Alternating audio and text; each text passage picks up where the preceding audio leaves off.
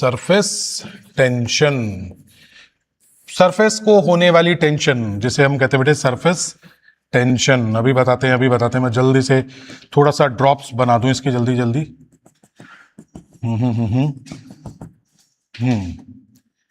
एक मॉलिक्यूल यहां पे है, एक मॉलिक्यूल यहां पे। चलो, तो topic name surface tension, Audible visual सब कुछ है, वॉइस वगैरह आ रही होगी, बिल्कुल बिल्कुल बेटा एकदम ओके। सरफेस को होने वाली टेंशन, अब आपसे न तो बेटा नीट में या जेई में कोई भी आपसे डेफिनेशन तो पूछेगा नहीं, वैसे मैं आपको आइडिया दे दूंगा कि क्या है। मैं ये चाहता हूं कि आप ये बताओ कि एक कंटेनर है, अब कंटेनर में क्या है, कंटेनर में है लिक्विड, कंटेनर में क्या है लिक्विड। मैं चाहता हूं कि इसके दो मॉलिक्यूल्स हैं, एक मॉलिक्यूल ये रहा, एक मॉलिक्यूल है टॉप पे। इन दोनों में फर्क क्या होगा? एक फर्क तो मैं ही आपको बता देता हूं, एक है इनसाइड द सिस्टम लिक्विड के अंदर, और एक है ऑन द सरफेस। मुझे बताओ, केमिस्ट्री में आपने बेटे फोर्स पढ़े होंगे, इंटरमॉलिक्यूलर इंट्रामॉलिक्यूलर चीजें पढ़ी होंगी। ये जो मैंने बेटे दो मॉलिक्यूल दिखाए, तो मैंने तो दो ही दिखाए थे, तो क्या सच में दो ही हैं या दो से बहुत ज्यादा है? बहुत ज्यादा है, मैंने खाली दो दिखाए। मुझे बताओ, ये वाला जो मॉलिक्यूल होगा, ये वाला जो मॉलिक्यूल होगा बेटा, इस पर जो है इधर भी फोर्स होगा, इधर भी फोर्स होगा, इधर भी होगा, इधर भी होगा। क्या मैं कह दूं कि भाई इस पे कोई एनर्जी नहीं होगी? इस वाले पे लगने वाला नेट फोर्स जीरो। समझना पड़ेगा बेटा, एक एक बार के एक्सप्लेनेशन में सीखना पड़ेगा। जो मॉलिक्यूल लिक्विड के अंदर है, इनसाइड है, उस मॉलिक्यूल पे चारों तरफ से और जिन्होंने घेर रखा है, वो कोई इधर खींच रहा होगा, कोई इधर खींच रहा होगा, कोई ऊपर खींच रहा है, कोई नीचे खींच रहा है, हर तरफ से खींच रहा है। इनफैक्ट बेटे मैंने चार ही डायरेक्शन दिखाई, इधर भी खींच रहा है, इधर भी खींच रहा है। इन भाई साहब पे हमारा नेट फोर्स कितना है? जीरो। सो कैन आई से the molecule which is inside the liquid, उस पर नेट फोर्स जीरो होता है, क्योंकि आसपास के मॉलिक्यूल इक्वल फोर्स लगाते हैं। अब आप मुझसे एक सवाल कर सकते हैं, आप कहते हैं सर ये तो आपने इस पर नेट फोर्स जीरो दिखाया इस वाले मॉलिक्यूल पे, यानी जो सर आपने ये जो मॉलिक्यूल बनाया, आपने यहां नेट फोर्स जीरो बनाया, इस मॉलिक्यूल ने भी तो फोर्स लगाए होंगे। तो मैं आपसे पूछूंगा FBD, free body diagram. Free body diagram जो होता है, हम उसमें मॉलिक्यूल या बॉडी पर लगने वाले फोर्स बताते हैं या उसकी वजह से लगने वाले फोर्स बताते हैं? उसके ऊपर लगने वाले, उसकी वजह से लगने वाले एंटरटेन नहीं करते। बेटा जी इस पे फोर्स जीरो, तो इसकी पोटेंशियल एनर्जी जीरो। बेटा आसान क्वेश्चन जो आपका है वो यहां बन सकता है। हालांकि मुझे पर्सनली नहीं लगता कि बेटा ये जेईई एडवांस में आपसे पूछ सकते हैं। मेंस का कोई एग्जाम हो या बेटा नीट का एग्जाम हो, उसमें ये जरूर पूछ सकते हैं इजी क्वेश्चन में, which of the following is correct for a molecule inside the liquid? The correct answer is net force on the molecule is zero. Since F is equal to minus du by dx बेटा, तो उसकी potential energy भी कितनी? Zero. मैं कह दूं किसी तरह की कोई एनर्जी पजेस नहीं करता। तो मेरा सेंटेंस क्लियर करके मैं अगले वाले पे जा रहा हूं। मॉलिक्यूल इनसाइड है, फोर्स भी नहीं लगेगा, किसी तरह की एनर्जी भी नहीं लगेगी। ठीक है, नोट्स में लिखना अपने आप। ओके चंचल बेटा, अब मुझे ये बताओ कि जो टॉप मोस्ट लेयर पे, इसका क्या बेटा? टॉप मोस्ट वाले ने तो बोला कि यार मैं तो लोनली फील कर रहा हूं। ये मॉलिक्यूल लोनली पता है कैसे है? इसको नीचे वाला तो इधर खींच लेगा बेटा, एक इधर खींचेगा और एक इधर खींचेगा, they all will attract molecule on the surface. अंदर वाले के क्या था बेटा? ऊपर नीचे दाएं बाएं हर तरफ थे। पर जो सरफेस वाला मॉलिक्यूल है उस पे ऊपर है क्या दूसरा मॉलिक्यूल? नहीं है। इनकेस अगर है भी तो बेटा उसकी अपनी कंपनी का नहीं, दूसरी कंपनी का है। कहने मतलब एयर का हो सकता है, किसी और चीज का हो सकता है। तो मैं कह सकता हूं कि इस पे नेट अट्रैक्शन किधर होगा? डाउनवर्ड डायरेक्शन में। इसका मतलब यह हुआ कि जी इस वाले पर F net is not equal to zero. इसका मतलब इसकी एनर्जी भी बेटे नॉट इक्वल टू जीरो। क्या मैं कह सकता हूं ये एनर्जी पजेस करेगा? जो सबसे ऊपर वाला है उस पर नेट फोर्स जीरो नहीं होगा। नेट फोर्स जीरो नहीं है, F is equal to minus d by d x, तो U भी बेटे जीरो नहीं होगा, मतलब एनर्जी भी होगी। पहले तो ये बात समझ में आ रही है बेटा? इन्हीं की बदौलत बेटा है इनमें काम करता है। देखो मैं दो तरह के फोर्सेस की बात करूंगा बेटा जी, एक होता है कोहेसिव और एक होता है एडहेसिव। एक होता है कोहेसिव, एक होता है एडहेसिव। अब देखो क्रैश कोर्स की क्लास है तो आपको मैं लैंग्वेज बोल बोल के बताऊंगा बेटे, है ना? कोहेसिव फोर्स क्या होते हैं और एडहेसिव फोर्स क्या होते हैं बेटे? एडहेसिव जो होते हैं बेटा वो होते हैं अलग अलग मॉलिक्यूल में, अलग अलग कंपनी के।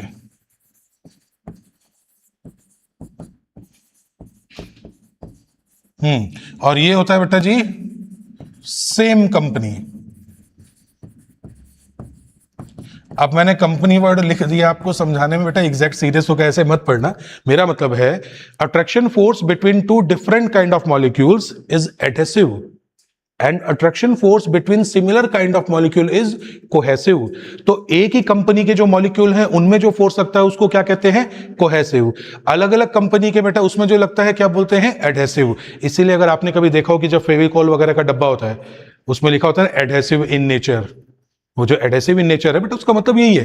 क्यों? क्योंकि वो अलग अलग में लग सकता है, यानी कि वो चिपक सकता है। तो हमें अगर चिपकाना है तो बेटा एडहेसिव होना बहुत जरूरी है। आप सोचो कि अब मैं बोर्ड पे लिख पा रहा हूं, हालांकि ये तो बेटा टेक्नोलॉजिकल है, नॉर्मली चौक होता या मार्कर होता तो मैं किसकी वजह से लिख पाता? एडहेसिव या कोहेसिव? एडहेसिव की वजह से, क्योंकि अगर इंटरेक्शन होता ही नहीं तो वो उस पर चिपकता ही नहीं है ना, चिपकना जरूरी है। तो ये वो छोटे छोटे क्वेश्चन है कि मे भी अगर कोई पूछ ले इजी क्वेश्चन में तो समझ में आएगा। अब बात आती है बेटे इनकी वजह से सरफेस टेंशन नाम है। बेटा एक बात सुनो बेटा, टेंशन नहीं है, मैं कह रहा हूं सरफेस है। तो सरफेस मतलब मैं जो भी कुछ पढ़ाने वाला हूं वो सरफेस पे होने वाला है। और सरफेस पे क्यों होने वाला है उसका रीजन बता दिया, क्योंकि सरफेस वाले मॉलिक्यूल पे नेट फोर्स 0 नहीं है। सरफेस वाले मॉलिक्यूल को नीचे वाले खींच रहे तो बेटा नीचे की तरफ। इससे क्या लगता है, इससे क्या होता है बेटा? इससे होता है surface behave like stressed membrane. मैं मेम्ब्रेन बेटा नाम यूज कर रहा हूं, मेम्ब्रेन स्पेलिंग थोड़ा चेक कर लेना बेटा। मैं इसको इलास्टिक सरफेस भी बोल सकता हूं, ये दोनों ही चीजें आ सकती हैं बेटा, स्ट्रेस्ड मेम्ब्रेन या इलास्टिक। आप सोच के देखना यार, पॉलीथीन पड़ी हुई है, मैं इस पॉलीथीन को चारों तरफ से खींचने की कोशिश करूं तो टाइट नहीं हो जाएगी वो? तो सरफेस कैसे बिहेव करती है? स्ट्रेस्ड मेम्ब्रेन की तरह करती है, या फिर इलास्टिक सरफेस। आसान भाषा में कहूं तो बेटा सरफेस टाइट हो जाती है। कैसे? समझो, बात समझो बेटा। जब इस पर अंदर अंदर अंदर सब के सब इसे अंदर खींच रहे और अंदर ही आ नहीं सकता, सब अंदर खींच रहे अंदर आ नहीं सकता, तो आपको लगता है बेटा ये टाइट होता जाएगा? जो टाइट होता गया इस वजह से इसको क्या बोलेंगे? स्ट्रेस्ड मेम्ब्रेन, या फिर क्या बोलेंगे बेटा इसको बोलेंगे इलास्टिक सरफेस। इस प्रॉपर्टी से ये एरिया मिनिमाइज करेगा बेटा, या क्या करेगा? Try to minimize surface area. Try to minimize surface area. ध्यान सुनना बेटा, ये सारे छोटे छोटे पॉइंट है। हमारे क्रैश कोर्स की क्लास हो रही है तो मैं बेटे 11th क्लास की तरह डिटेल में आपको नहीं लिखवा सकता, ये मैं बताता रहता हूँ बीच में स्टूडेंट्स को, इनके जो लाइव देख रहे हैं या कभी जो बेटा नए बच्चे हैं, तो कि अभी इसको मैं नोट्स में नहीं लिखवा सकता, इतना टाइम नहीं है। मैं वो छोटे छोटे पॉइंट सारे लिख दूंगा, समझना आपको पड़ेगा कि try to minimize surface area. Surface tension is a property by which any surface, specially liquid surface, tries to minimize surface area. अब सोच के देखो कि अगर चारों तरफ से एरिया को मिनिमाइज करने की कोशिश करे तो लास्ट में वो क्या बन जाएगा बेटा? लास्ट में वो क्या बन जाएगा? स्फेरिकल। वरना 11th क्लास के पॉइंट ऑफ व्यू से बताऊं तो इसमें एक्सपेरिमेंट ही इतने अच्छे अच्छे हैं बेटा। यूट्यूब पे मेरा एक छोटा सा एक्सपेरिमेंट मैंने कराया था स्टूडेंट्स को, और आप है ना वो उस पर शायद मेरे सबसे ज्यादा व्यूज उसी पर ही हैं, 1.5 लाख से ऊपर है शायद उस पर, है ना? बिल्कुल, वो डिटर्जेंट वाला तो मैंने घर पे पढ़ाया था तो मैंने बताया था। तो वही है कि 11th के लिए बेटा टाइम, अब यहाँ पे मैं स्फेरिकल लिख दिया। अब चंचल, स्फेरिकल लिखने का मतलब क्या हुआ? स्फेरिकल लिखने का मतलब ये हुआ कि इनकेस कोई इजी क्वेश्चन में आपसे पूछ ले why shape of a liquid is spherical due to surface tension, बेटा अपने प्लैनेट्स जितने भी देखो, हमने लाइव कोई प्लैनेट नहीं देखा, हम स्पेस में नहीं है, हम बेटे ज्यादा ज्यादा सन देख सकते हैं, और वो भी अपने को पता है कि अपने कितना दूर से देख रहे हैं। कभी भी आपने मूवीज वगैरह में कहीं पे देखा है तो कोई प्लैनेट आपने रेक्टेंगल देखा है क्या? कोई ट्रायंगुलर प्लैनेट देखा है क्या? या सबके सब ऑलमोस्ट स्फेरिकल होते हैं? Almost spherical. अगर डेंसिटी कांस्टेंट है और सबके सब सिकुड़ने की कोशिश करें, बेटे जब हम भी सिकुड़ने की कोशिश करें ना, बेड पे लेटे हो, आपको ठंड लग रही है, आप सिकुड़ रहे हो, तो आप एक स्फेरिकल शेप लेने की कोशिश करते हो। अब आप इसको जज कर सकते हो कि आप सिकुड़ रहे हो तो आप स्फेरिकल शेप लेने की कोशिश करते हो। तो जो प्लैनेट्स है ना, जो बॉडी बेटा रॉ मटेरियल, वो भी जब सिकुड़ने की कोशिश करेगा हर तरफ से तो कैसी सरफेस ले लेगा? स्फेरिकल। तो लिक्विड ड्रॉप का भी यही रीजन है, ठीक है? तो लिक्विड ड्रॉप स्फेरिकल किसकी वजह से होती है बेटे? Surface tension. पहले तो ये बात समझ में आई। थोड़ा सा अच्छा, इसकी पूरी कहानी सिर्फ इन दोनों पॉइंट्स पे है, बस सिर्फ इन दोनों की। हम अंदर वाले की बात क्यों नहीं करते बेटा? उसकी तो कहानी खत्म हो गई अंदर वाले की। बाहर वाले की क्यों करते हैं? क्योंकि फोर्स भी है और एनर्जी भी है, इसलिए पूरा का पूरा चैप्टर किस पे लागू होता है जी? सरफेस पे। ठीक है, अब इसको बेटा जज कैसे करना है? देखो जज कैसे करना है कि अगर मैं आपसे कहूं कि जी हमारे पास है किसी सरफेस के ऊपर, मैं आपको लिक्विड दिखा रहा हूं, ये देखो बेटा, आपको बेटा जी लिक्विड मैं दिखा रहा हूं, और इस लिक्विड पे एक मैंने इमेजिनरी लाइन खींच दी, तो इस पे इधर भी फोर्स लगेगा। और ये बहुत ही कम बच्चे समझ पाते हैं कि सर इसको याद तो कर रहे थे पर उनको ये समझ में नहीं आता। पूरा दिमाग लगाओ बेटा, समझा दूंगा, निश्चिंत रहो एकदम। अब हम कहते हैं कि जी एल लेंथ पे फोर्स लगता है एफ, तो यूनिट लेंथ पे फोर्स लगता है एफ बाई एल, और इसी को हम लोग कहते हैं सरफेस टेंशन। बस रुक जाओ बेटा, अभी 1 मिनट रुक जाओ, बस पूरा समझा दूं, बिल्कुल रिलैक्स रहो। सरफेस टेंशन को एस टी से लिख दूं बेटा या सिर्फ एस से लिख दूं? कोई टेंशन नहीं है, टी भी लिख सकते हो, एस भी लिख सकते हो, एस टी भी लिख सकते हो। फोर्स पर यूनिट लेंथ क्या होता है? Force per unit length dimension क्या हो जाएगी बेटा, बताओ new student? Force per unit length dimension क्या हो जाएगी? बोलो। Surface tension dimensions. फोर्स क्या होता है बेटा जी? फोर्स होता है m1 l1 t-2। लेंथ होता है बेटा सिर्फ l से l कैंसिल, क्या आता है बेटा जी? mt-2। भाई इसमें डायमेंशन भी आ सकती है, ठीक है? Force per unit length. चंचल क्लियर है बेटा? ये पहले तो डायमेंशन बताओ। बिल्कुल बेटा, है ना? तो डायमेंशन तो ये हो गई, खैर डायमेंशन मैंने ऊपर लिख दी। मेरा मकसद आपसे ये था सर ये फोर्स पर यूनिट लेंथ क्यों होता है, दिमाग लगाना। जब मैं कह रहा हूं कि they are trying to reduce surface, और वो सरफेस को स्ट्रेच कर रहे हैं, खींच रहे हैं, तो बीच में अगर मैं कोई इमेजिनरी लाइन रख दूं बेटा, तो उस लाइन को भी तो इधर भी खींचेंगे और इधर भी खींचेंगे। बात समझना बेटा, तो इधर भी खींचेंगे इधर भी खींचेंगे, इक्विलिब्रियम में नेट फोर्स कितना हो गया? 0। सरफेस टेंशन बेटे सरफेस के अलोंग लगता है या परपेंडिकुलर? अरे सरफेस के हिसाब से ही लगेगा। अब आप सोचो कि अगर मैं इसको रख दूं, तो जैसा कि मैंने कहा कि ये सरफेस को स्ट्रेच करते हैं, खींचते हैं, तो इसको भी तो खींचेंगे इधर और इधर। तो लेंथ कितनी है? L। फोर्स कितना लग रहा है? F। तो मैं कहूंगा L लेंथ पे F फोर्स लग रहा है, तो यूनिट लेंथ पे कितना लगेगा? Force upon length. तो सरफेस टेंशन कितना हो बेटा? Force upon length. यहां से न्यूमेरिकली डायमेंशनली बता रहा हूं बेटा, ध्यान रखना, W अपॉन A। इतना काम आएगा बेटा, इतना काम आएगा, तुम कहोगे सर क्या बताया फॉर्मूला। इधर देख लेना, मैं और 5 मिनट तक आपसे यही डिस्कस करूंगा, मोस्टली न्यूमेरिकल आने का चांस। थोड़ा दिमाग लगाओ बेटे, 11th में तो अपने है नहीं। तो फोर्स अपॉन लेंथ, मैं दोनों को ही डिस्टेंस से मल्टीप्लाई कर दूं, तो कुछ फोर्स इंटू डिस्टेंस, और नीचे भी डिस्टेंस, तो नीचे बेटा जी डिस्टेंस का स्क्वायर नहीं हो जाएगा क्या? तो अगर डिस्टेंस का स्क्वायर हो जाएगा तो क्या मैं उसे एरिया से रिप्रेजेंट कर सकता हूं बेटा? Meter square. और फोर्स इंटू डिस्प्लेसमेंट को मैं वर्क डन बना सकता हूं, फोर्स इंटू डिस्प्लेसमेंट को वर्क डन बना सकता हूं बेटे, यही वर्क एनर्जी थ्योरम से इसी को मैं एनर्जी भी लिख सकता हूं। तो surface tension is equal to energy per unit area. दोबारा से सुनो, force per unit length is equal to, मैंने फोर्स से भी लेंथ मल्टीप्लाई की, और डायमेंशनली बैलेंस करना है तो भाई अगर ऊपर लेंथ मल्टीप्लाई करोगे तो नीचे भी लेंथ मल्टीप्लाई करो। तो ऊपर तो बेटा कहीं ना कहीं फोर्स इंटू न्यूटन मीटर बन गया, नीचे मीटर स्क्वायर बन गया। क्या मीटर स्क्वायर को मैं एरिया लिख सकता हूं? क्या न्यूटन मीटर को वर्क डन लिख सकता हूं? क्या ये बेटा जी वर्क डन अपॉन एरिया आ गया कि नहीं आ गया? Work done upon area according to work energy theorem, कार्य ऊर्जा प्रमेय से, क्या मैं इसी वर्क डन को एनर्जी भी लिख सकता हूं? भाई अपने को शॉर्टकट में बेटा ऐसे ही टॉपिक कवर करने पड़ेंगे, तो आपको दिमाग लगाना पड़ेगा। इसी को क्या लिख सकता हूं मैं? Energy upon area. इसका मतलब ये हुआ कि जी मैं W is equal to energy is equal to surface tension into area लिख सकता हूं क्या? Surface tension into area. और अगर सरफेस टेंशन, चंचल बेटा बोर्ड नजर आ रहा है क्या? थोड़ा लिख देना बेटा, ज्यादा मिनिमाइज सुनी क्या मैंने? अगर सिंगल सरफेस है बच्चे, अगर सिंगल सरफेस है तो सरफेस टेंशन इनटू एरिया लिखोगे। व्हाट इफ कि ये डबल सरफेस है? अगर ये डबल सरफेस है तो चंचल आंसर क्या हो जाएगा बेटा, बताओ? सिंगल सरफेस है तो ऐसा होगा बेटा, डबल सरफेस है तो क्या होगा? ये तो सिंगल सरफेस का बताया मैंने आपको। सिंगल सरफेस है बेटे, अगर सिंगल सरफेस है, सिंगल सरफेस बोले तो drop, liquid drop. Liquid drop में बेटे अंदर क्या होता है, पानी, बाहर क्या होता है, हवा। तो बाहर के मॉलिक्यूल बेटा लोनली फील करेंगे क्योंकि बाहर हवा मिल गई। तो कितनी सरफेस है, सिर्फ एक। अंदर वाले बेटा मस्त है एकदम, क्यों, क्योंकि वो तो पानी के अंदर है। सिंगल सरफेस है तो ये है। अगर मैं यहां से लिख दूं, अगर मैं यहां से लिख दूं बेटे डबल सरफेस है तो क्या होगा, double.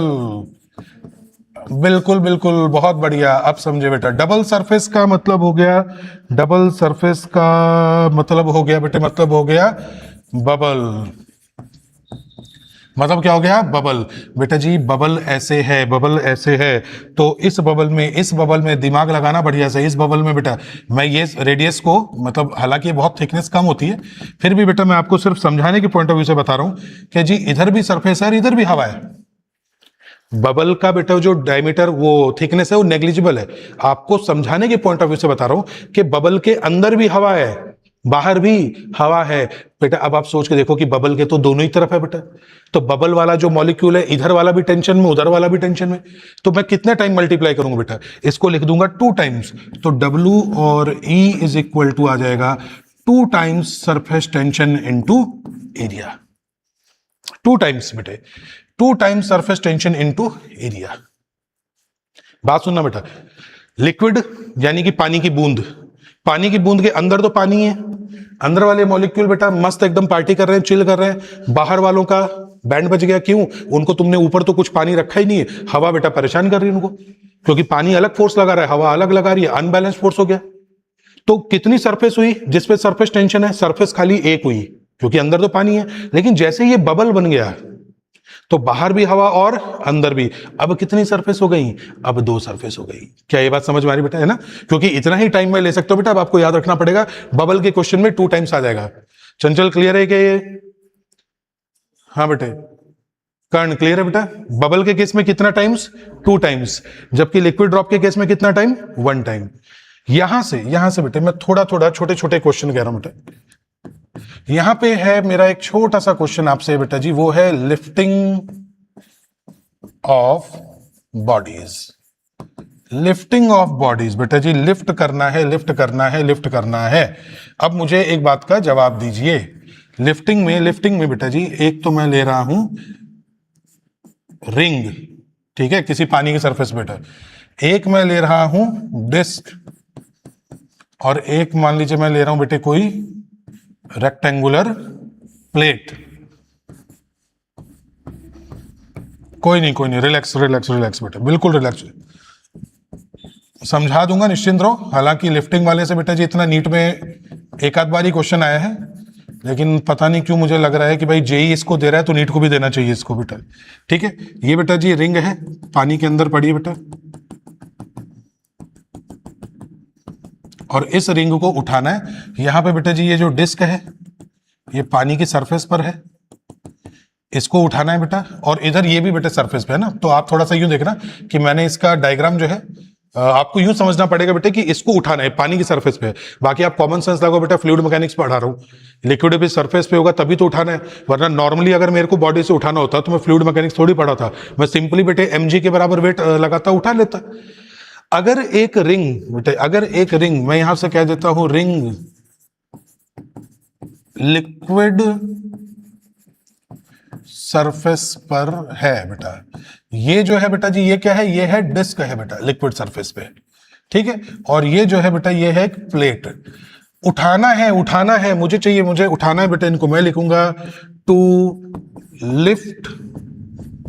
Lift them external force will be equal to.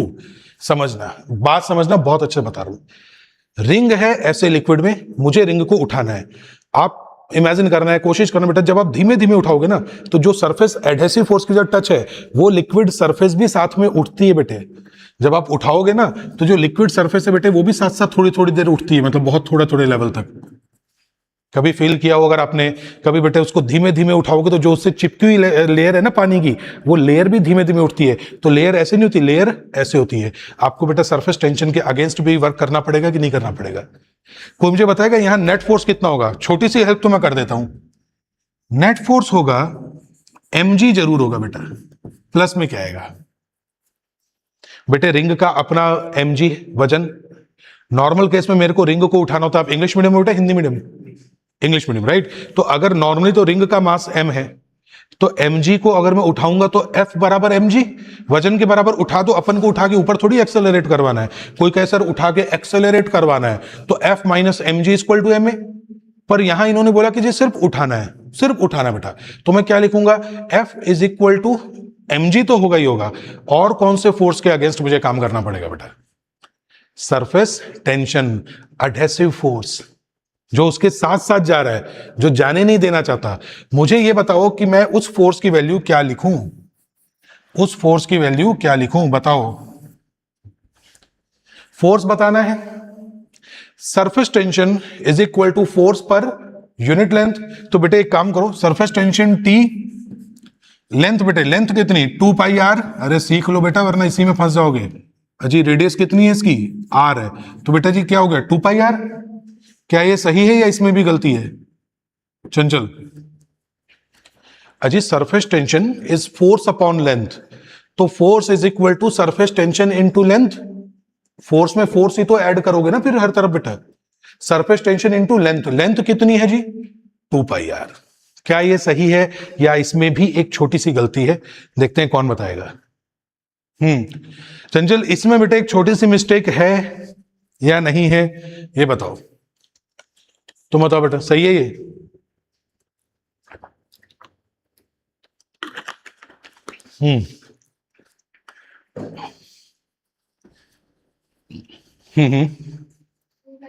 Two times, two times, two times, बिल्कुल बिल्कुल बिल्कुल बिल्कुल बिल्कुल 2 टाइम्स।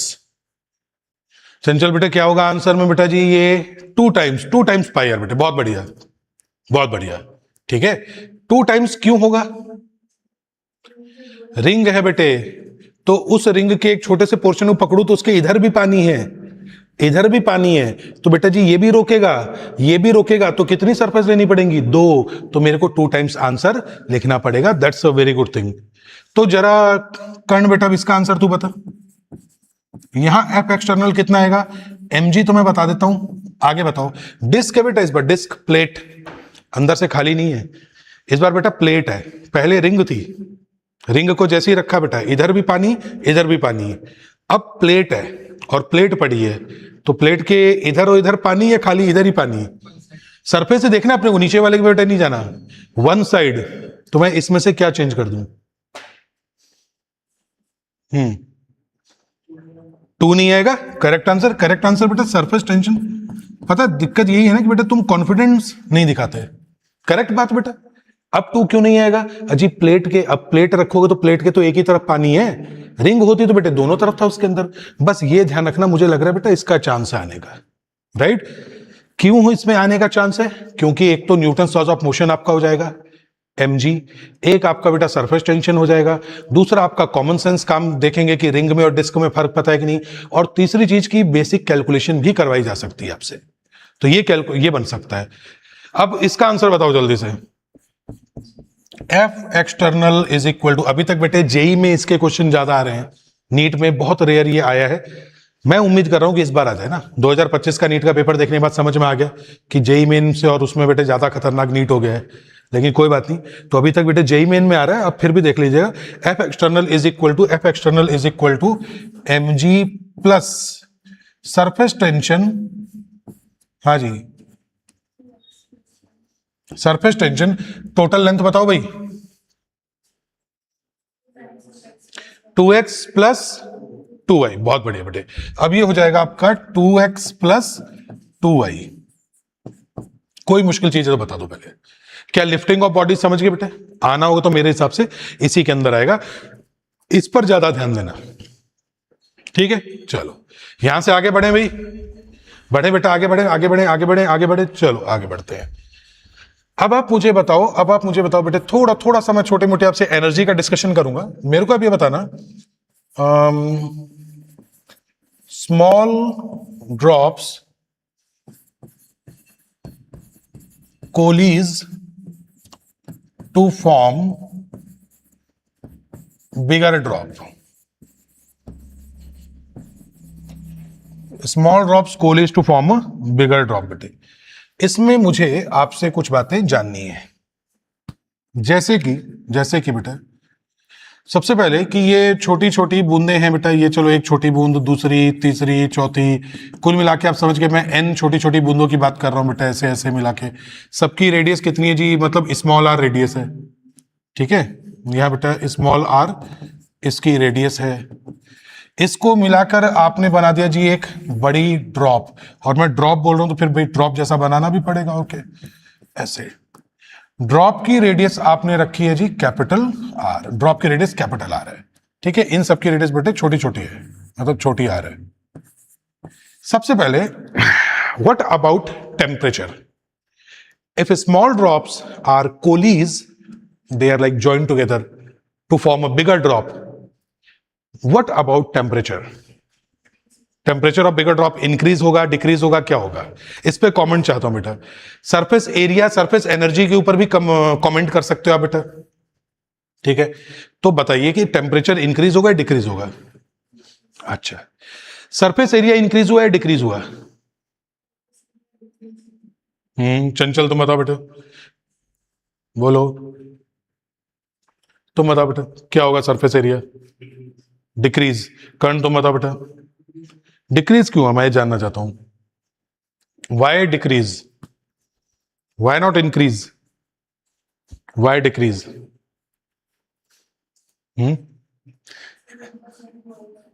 तो इससे डिक्रीज कैसे हुआ? इसका ना आंसर बहुत से बच्चे याद रखते हैं, हालांकि अच्छी बात है कि आपको आंसर याद है, that's a very good thing. हुआ ये बेटे, एक सिंपल बात है, छोटे छोटे राज्य थे, वो राजा मिलके एक बड़ा राज्य बना लिया, तो राजा एक ही होगा या सारे अभी भी राजा होंगे? राजा एक ही होगा। तो पहले बहुत सारे जो स्वतंत्र राजा थे, क्या अब उनकी राजा की पोस्ट चली गई? अब आप सोच के देखो, इसका सरफेस बेटे फ्री सरफेस ये है, ऊपर इसकी फ्री सरफेस, इसकी free surface, free surface, surface, तो इसकी फ्री सरफेस जैसे ही ये ड्रॉप अंदर गई, तो हो सकता है ये वाली ड्रॉप जो बेटा यहां अंदर आ गई, पहले इसका फ्री सरफेस था, जैसे ही ये इसके अंदर आ गई तो फ्री सरफेस आ गया कि खत्म हो गया बेटा? खत्म हो गया ना। पहले सरफेस टेंशन दिखा रहा था कि मेरी ऊपर वाली सरफेस बहुत स्ट्रेस्ड मेम्ब्रेन है, जैसे ये ज्वाइंट होकर बड़ी ड्रॉप बनी तो पता लगा जिनकी ऊपर की सरफेस थे वो पानी के अंदर चली गई बेटा, वो ऑटोमेटिक खत्म हो गया कि नहीं हो गया? तो यहां पे जो फ्री सरफेस एरिया बेटा, तो मैं लिखूंगा कि जी सरफेस एरिया जो है बेटा रिड्यूस हुआ, सो एज आपकी क्या हुई, सरफेस एनर्जी रिड्यूस हुई और टेम्परेचर बढ़ गया बेटा, ठीक है। टेम्परेचर कैसे बढ़ गया? ओबवियस सी बात बेटा, जब मैं कह रहा हूं रिड्यूस हुई तो कोई चीज ज्यादा थी तो वो चीज कम हो गई बेटा। जब एनर्जी ज्यादा थी, अब एनर्जी कम हो गई, तो क्या एनर्जी नष्ट हो जाती है या किसी फॉर्म में चेंज हो जाती है? किसी फॉर्म में चेंज हो जाती है। तो बड़ी एनर्जी छोटी एनर्जी बन गई, तो मतलब कुछ एनर्जी किसी न किसी फॉर्म में चेंज हो गई। इसका मतलब कि बेटे यहां पे टेम्परेचर क्या हो गया, बढ़ गया, ठीक है। क्या अब इसका रिवर्स बताना पड़ेगा मुझे, या अब आप समझ जाओगे कि सर अगर बड़ी ड्रॉप छोटी छोटी ड्रॉप में आ रही है तो वहां पे बेटा सरफेस एरिया बढ़ेगा, तो वहां पे सरफेस एनर्जी बढ़ेगी, तो टेम्परेचर बढ़ा या ठंडा हुआ, कम हुआ? क्या मैं वो लिखूं बेटा, या अब आपका कॉमन सेंस पे मैं भरोसा करूं कि आप इसको, मैं यहां पे एक काम कर देता हूं बेटा, लिख देता हूं एंड वाइस वर्सा। चंचल बेटा इज इट फाइन? अगर मैं वाइस वर्सा लिख दूं तो अब आप समझ जाओगे बेटे, है ना। बड़ी ड्रॉप जो है जैसे ही छोटी छोटी ड्रॉप में आएगी, बिल्कुल बिल्कुल, बड़ी ड्रॉप जैसे ही बेटे छोटी छोटी ड्रॉप के अंदर आएगी, तो वहां पे मैं कहूंगा बेटे सरफेस एरिया, सरफेस एनर्जी बढ़ गई है, और जिससे क्या हुआ बेटा जी कि टेम्परेचर जो है रिड्यूस हुआ है, क्योंकि टेम्परेचर से वो एनर्जी खींच ली गई। क्लियर है बेटा एकदम चंचल? ओके बेटा, ठीक है। अब इसका थोड़ा मैथमेटिकल पोर्शन अपने करते हैं बेटा, थोड़ा मैथमेटिकल इलाज करते हैं इसका कि क्या आने वाला है। थोड़ा सा बेटा इधर ध्यान देना सब बच्चे। मैं आपसे पूछूं, मैं आपसे कहूं कि बेटे जैसे कि ये जो है बेटे, ये एन ड्रॉप्स हैं, ये एन ड्रॉप्स मिलके बड़ी ड्रॉप बना रही हैं, तो क्या चीज नहीं बदलेगी? वॉल्यूम। क्या मैं एन ड्रॉप्स का वॉल्यूम देखूं तो मैं लिखूं बेटे n into 4/3 pi r cube is equal to 4/3 pi capital r cube. कोई डाउट हो तो बोलना बेटा। What is volume of a sphere?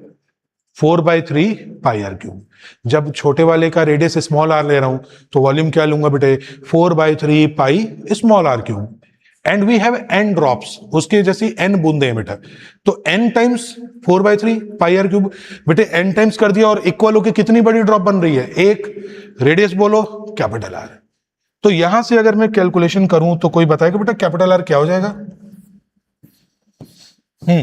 ये n r cube is equal to capital r cube हो गया, n r cube is equal to capital r cube हो गया मेरे बच्चों, r is equal to n की पावर 1/3 स्मॉल आर। ठीक है, आर इज इक्वल टू बेटा एन की पावर 1/3 स्मॉल आर। बताओ आ जाएगा कि नहीं आ जाएगा ये? ठीक है, ये आपको डायरेक्ट याद रखना बेटे, r is equal to n is to power 1/3 into small r. इस हिसाब से r में इसमें बेटे चेंज होता है। अब मैं छोटी छोटी ड्रॉप्स का सरफेस एरिया के अंदर बेटे क्वेश्चन को ले जाऊं तो अच्छा, इसके अंदर एक और चीज पूछनी थी बेटा, अगर मैं आपसे कहूं कि जी जो टेम्परेचर बढ़ा बेटे, वो मैं कह दूं कि E initial minus E final, क्या यही बेटा हमारे पास टेम्परेचर डिफरेंस होगा? या मैं यूं कह दूं बेटा जो टेम्परेचर बढ़ा वो इसी के बराबर होगा। पहले ज्यादा एनर्जी थी, फिर कम एनर्जी हो गई बेटा, ज्यादा एनर्जी से कम एनर्जी हो गई तो टेम्परेचर हो गया। तो मैं कहूं कि जी ज्यादा से कम का जितना डिफरेंस था वही टेम्परेचर है। इसका फॉर्मूला मैं यहां पे लिख देता हूं, जिसका डिटेल जो बेटा नेक्स्ट चैप्टर में अपने करेंगे, वो होगा ms डेल्टा टी। ठीक है, और ऐसा कुछ नहीं है कि आपको बेटा मालूम नहीं है कि ms, यहां पे s क्या है बेटा? स्पेसिफिक हीट, जो आप पढ़ते हो बेटा, है ना।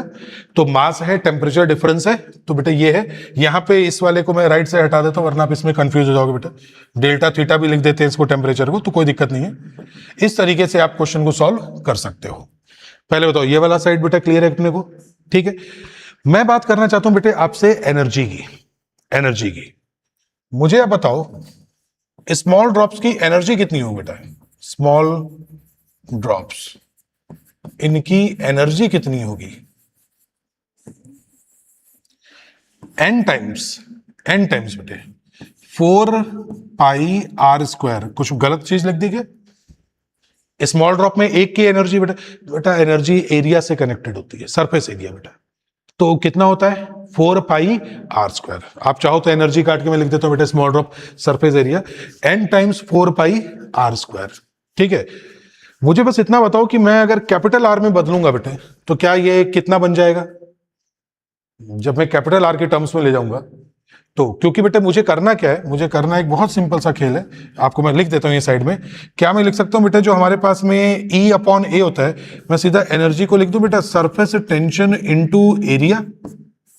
क्या मुझे सिर्फ सरफेस टेंशन मल्टीप्लाई करना है इसमें? तब तो एनर्जी हो जाएगा ना। मुझे ध्यान है बेटा मैंने सरफेस टेंशन से मल्टीप्लाई नहीं किया, पर मैं आपको डायमेंशनली बता रहा हूं यहां पे कि अगर आपको एनर्जी लिखनी है सरफेस टेंशन इनटू एरिया। मुझे आप बताओ कि बड़े वाले का एरिया कितना हुआ बेटा? बड़े वाले का एरिया कितना होगा आपके पास में? 4πr²। अगर बेटे 4πr² है, मैं जरा r के अंदर वो वैल्यू पुट कर दूं स्मॉल r की, तो वैल्यू क्या हो जाएगी बताओ? यहां पे मैं लिख देता हूं बेटा बिगर ड्रॉप, यहां पे मैं लिख देता हूं बिगर ड्रॉप। तो जरा मुझे बताओ बेटा बिगर ड्रॉप के लिए अगर मैं r की वैल्यू लिखूं तो आंसर क्या हो जाएगा? बिल्कुल, क्योंकि ये तो n होके बड़े मिल गई। अच्छा, यहां पे आप मत बोलना कि सर डायमेंशनली सरफेस टेंशन नहीं लिखा। मैं उम्मीद कर रहा हूं बेटा अगर आप एनर्जी लिखोगे तो सरफेस टेंशन से मल्टीप्लाई करते रहोगे। तो बेटे ये हमारे पास क्या हो जाएगा? ये हो जाएगा सरफेस टेंशन 4π, r कितना था जी? n की पावर 1/3 स्मॉल r, स्क्वायर कर दिया, n की पावर 1/3 स्मॉल r का स्क्वायर करेंगे कितना आ जाएगा? बिल्कुल, देखो कोई दिक्कत नहीं बेटा, कोई दिक्कत, देखो देखो बिल्कुल बिल्कुल यहां देखो, बिल्कुल यहां देखो बेटे जी। अगर मैं इसका स्क्वायर करूं, स्क्वायर करते बेटे ये n की पावर कितनी हो गई, और ये कितना हो गया बेटा हमारे पास में? यही हो जाएगा। तो अगर मैं इसका स्क्वायर कर दूं तो ये हमारे पास में आ जाएगा 4π, n की पावर कितना बेटा? 2/3 r²। अब आप अच्छे से जानते बेटा कि मैं 4πr² को फिर किसी छोटी ड्रॉप के फॉर्म में लिख सकता हूं। और आपको बेटा ये सिर्फ इसी में काम नहीं है गाइस, ऑनेस्टली बताऊं ये वाला क्वेश्चन इसमें कम इलेक्ट्रोस्टैटिक्स में ज्यादा आता है। बेटे इलेक्ट्रोस्टैटिक्स में ज्यादा आता है। इलेक्ट्रोस्टैटिक में अगर दिमाग लगो, मैं बहुत ही छोटा सा 1 मिनट में पॉइंट खत्म करके बेटे वापस आ रहा हूं। आप मुझे बताओ क्या वहां पे भी बेटे r is equal to n की पावर 1/3 इंटू आर आता है? अरे छोटी छोटी ड्रॉप मिला के बड़ी ड्रॉप बनाई तो वहां भी आएगा। वहां पे बताओ बेटे छोटी ड्रॉप का चार्ज क्यू है, तो बड़ी ड्रॉप का charge q is equal to n q होता है। अगर मैं यहां पे लिख दूं बेटा कि ये बिग ड्रॉप है, और मैं लिख देता हूं बिग ड्रॉप का चार्ज, तो बड़ी ड्रॉप का चार्ज बेटा ये है, ठीक है। स्मॉल क्यू क्या होता है बेटा? स्मॉल ड्रॉप का चार्ज।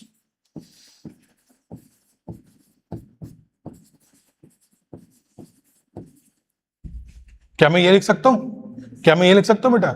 हो सकता है इलेक्ट्रोस्टैटिक वाले लेक्चर में बेटा ये बताना भूल जाओ या मैं ना बताऊं, तो अभी सीख लो इसको कि यहां से अगर कोई मेरे को कह दे कि सर पोटेंशियल बिग ड्रॉप का जो है वो कितना होगा स्मॉल ड्रॉप के टर्म्स में, ऐसा थोड़ी कि पोटेंशियल तुमने पढ़ा नहीं है कभी बेटे। के क्यू बाई आर होता है कि नहीं होता है बेटा? इलेक्ट्रोस्टैटिक पोटेंशियल के क्यू बाई आर स्क्वायर या आर।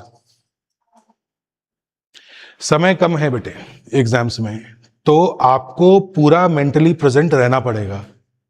मैं चीजें घुमा फिरा के जोड़ जाड़ के ये ऐसे हो गया बता के नेक्स्ट पेज पे गया, आपको सब कुछ देखना पड़ेगा कि सर ने कहां पे क्या लिखा है। अब आप लोग क्रैश कोर्स या मैं यूं कहूं बेटे कि जेई मेन एडवांस नीट इस वाले एग्जाम में हो, तो ऐसा नहीं कि आपने इलेक्ट्रोस्टैटिक्स में पढ़ा नहीं है। अब मैं किसी भी टॉपिक को कहीं पे भी कनेक्ट कर सकता हूं। पोटेंशियल होता है के क्यू बाई आर, तो के capital Q by capital R. बेटे बिग ड्रॉप की बात करूं तो यही आएगा। जल्दी बताओ, अगर मैं यहां पे लिखूं बेटा के की जगह पे के, कैपिटल क्यू की जगह है के n times small q, capital q की जगह n times small q. Charge is a scalar quantity, तो छोटी छोटी ड्रॉप्स का चार्ज स्मॉल क्यू है। अगर इसको बेटा बड़ी ड्रॉप निकालूं तो स्मॉल क्यू होगा या सबको ऐड करके कैपिटल क्यू होगा? सबको ऐड, तो capital q is equal to small n small q. पहले तो ये समझ में आया बेटा, हर छोटे एन ड्रॉप्स है और हर छोटी ड्रॉप का चार्ज स्मॉल क्यू है, सबको ऐड करेंगे तो क्या आएगा बेटे? Q is equal to n q. बताओ ये क्लियर है? अब मुझे बताओ कि यहां पे इस क्यू की जगह तो तुमने एन क्यू रख दिया, आर की जगह पे क्या रखेंगे? एन की पावर 1/3 स्मॉल आर। जवाब दो बेटा, जवाब दो। Potential of big drop is equal to, इस स्मॉल एन की पावर 1 है, नीचे पावर 1/3 है, कर्ण क्या होगा? ऊपर पावर 1 है बेटे, नीचे पावर 1/3 है, क्या होगा? ऊपर एन की पावर 1 है, नीचे 1/3 है, तो बताओ बेटा। हाँ माइनस, तो एन की वैल्यू कितनी आ जाएगी? चंचल बताओ बेटे, ऊपर पावर एन है, नीचे पावर 1/3 है, क्योंकि अगर आप लोग को, बिल्कुल बेटा, अगर आप लोग को यही नहीं आएगा तो एग्जाम में कैसे करोगे बेटा ना? देखो ऊपर पावर 1 है, ये 1/3 ऊपर गया तो बेटे 1/3 के आगे क्या आ गया? माइनस, तो 1 माइनस 1/3 कितना होता है? 2/3। तो यहां पे मैं लिखूंगा बेटे n की पावर 2/3 इंटू के स्मॉल क्यू अपॉन आर। और बेटा जी के स्मॉल क्यू अपॉन आर को ही तो कहते हैं स्मॉल ड्रॉप का पोटेंशियल। कितना होगा? के स्मॉल ड्रॉप का चार्ज, स्मॉल ड्रॉप की रेडियस, तो के क्यू बाई आर हो गया कि नहीं हो गया? आपको नहीं लगता बेटा मैं पूरा फॉर्मूला लिखने जा रहा हूं? क्या लिखूं? V big drop is equal to n raise to power 2/3 V small drop. अब आप चाहो तो डायरेक्ट याद कर लेना, दैट इज टोटली फाइन, पर बेटा ये आना चाहिए। मैंने क्यों आपको मैं ड्रॉप्स का क्वेश्चन करा रहा था, तो मेरे को याद आ गया बेटा कि ड्रॉप्स में सही मायने में क्वेश्चन उसमें से कम और इसमें ज्यादा आते हैं, ठीक है। ये पोटेंशियल हो गया बेटा, potential of big drop is equal to n raise to power 2/3 into potential of smaller drop. अब याद रखना कि हो सकता है कि वो आपको एग्जाम में बड़ी ड्रॉप का पोटेंशियल दे दें और स्मॉल का पूछ लें, तो ये दिमाग लगा लेना बेटा कि आपसे अगर स्मॉल का पूछ लें तो ये डिवाइड में आ जाएगा, तो ये याद करना। अच्छा ये कहानी तब होगी when you have n identical spherical drops of charge small q and radius small r, and they are coalesce to form a bigger drop of charge capital Q and radius capital R। बात समझ गए ना? अब आप चाहे तो 10 second पीछे करके लेक्चर में फिर से इसको लिख लेना क्वेश्चन को कि मैंने जो बोला अभी। उस टाइम पे बेटा पोटेंशियल ये होगा। कोई मुझे बता सकता है इलेक्ट्रिक फील्ड क्या होगा? What will be electric field of bigger drop? बड़ी ड्रॉप का फील्ड क्या होगा बेटा, बताओ। रफ कॉपी तुम्हारे सामने है। इलेक्ट्रिक फील्ड का फॉर्मूला बेटे बताना पड़ेगा, ये मालूम है कि KQ/R² होता है। तो जरा सोचो कि एन ड्रॉप्स को बेटे तुमने बड़ी ड्रॉप बनाया है, तो KQ/R² से बड़ी ड्रॉप का इलेक्ट्रिक फील्ड क्या हो जाएगा?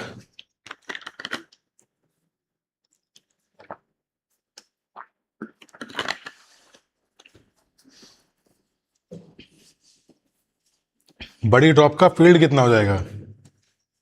बोलो भाई चंचल, बोलो बेटा।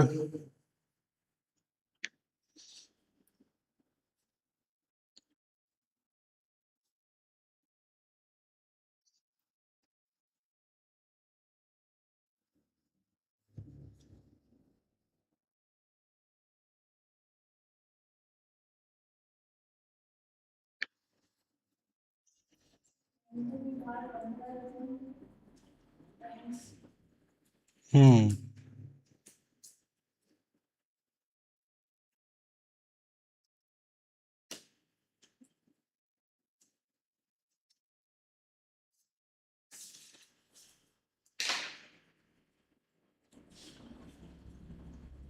बोलो भाई, सुहानी क्या आंसर बताया बेटा?